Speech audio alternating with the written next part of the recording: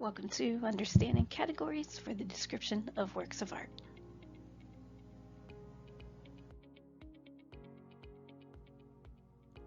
Categories for the Description of Works of Art, or CDWA, includes guidelines for best practices in cataloging, describing, and documenting cultural works and related images.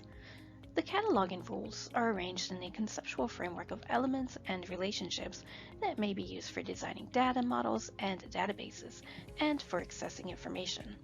This permits it to be compatible within the broader community because it allows data sharing and is compliant with industry standards, as linked open data has become a priority for art repositories and other cultural institutions. CDWA allows for the mapping of these elements and information. It represents common practices and advises best practices for cataloging, which includes discussions, basic guidelines, and examples.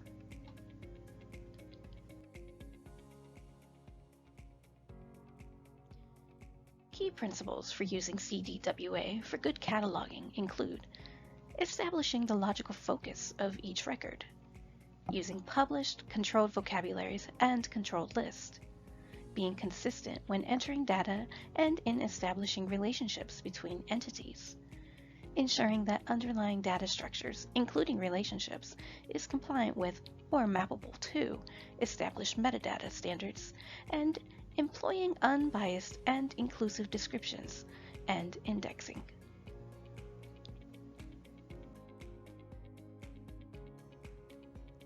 Additional principles are including all core required elements and not leaving important fields blank, remembering that format information is separate from indexing information, distinguishing between unknown and unknowable data by consulting industry experts, remembering that it is better to input information that is broad and correct versus specific and wrong, and by being consistent, specific, and exhaustive when entering information.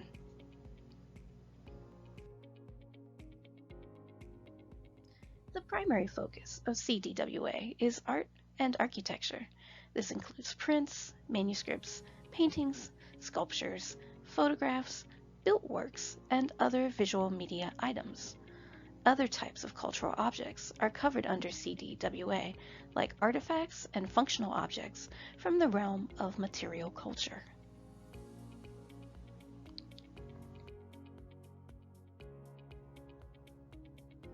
CDWA is intended for use by a diverse audience.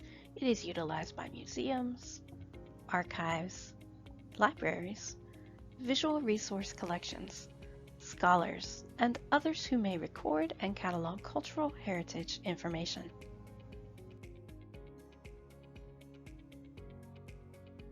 One of the key features of CDWA is that it provides a comprehensive set of almost 540 categories and subcategories of information. Out of these, a small subset of categories are considered core in that they represent the minimum information necessary to identify and describe a work.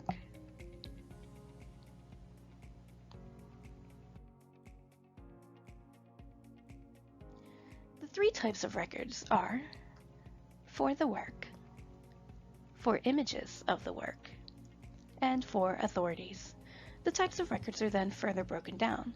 For both the work and for images of the work, the subset includes for the object, architecture, or group. For authorities, the subsets are for the person, corporate body, for the place, location authority, for the generic concept authority, and for the subject authority.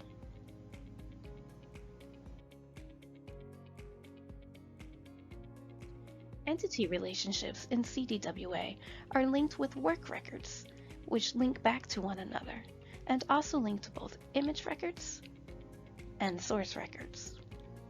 Source records also link to other records and are thesaurial in nature. They encompass equivalence, hierarchical, and associative relationships. These relationships assist with mapping and are crucial for effective cataloging.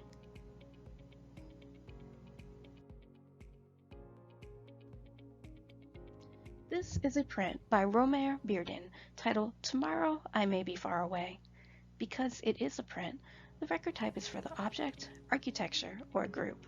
The core data for this print is catalog level, classification, work type, title, creator, creation date, subject, repository, repository number, dimensions, and materials.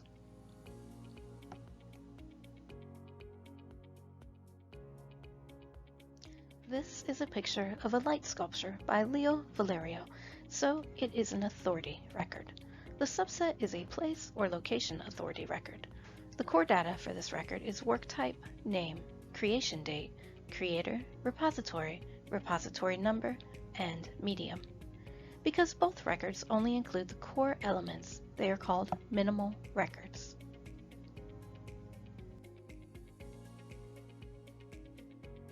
The complex framework that CDWA uses was created by the Art Information Task Force, or AITF, in the early 1990s.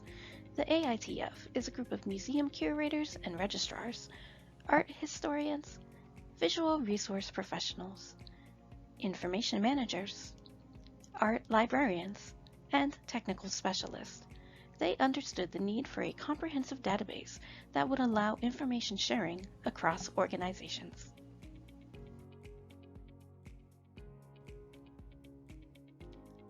To facilitate this, they designed rules for the description of works of art. Part of these rules includes using Getty vocabularies, which are the structured resources for the visual arts domain. These provide authoritative information for catalogers, researchers, and data providers. Getty vocabularies contain co-references to other resources where topics overlap and allow for interconnections among historical and current information. The vocabulary explains complex relationships within and between vocabularies, and the data model provides rich data that may be employed for research and discovery. The vocabularies grow through contributions from institutions and the expert user community. And most importantly, they are freely and openly available for use. The Getty vocabularies are compliant with international standards for structured and controlled vocabularies and focuses on diversity, equity, accessibility, and unbiased and anti-racist terminology. The goal of Getty vocabularies is to be multilingual, multicultural, and inclusive, while remaining authoritative.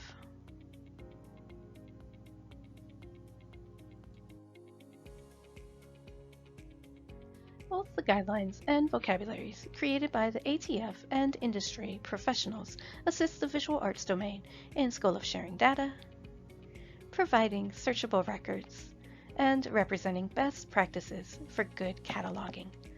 To learn more about CDWA standards and the Getty vocabularies, please visit getty.edu.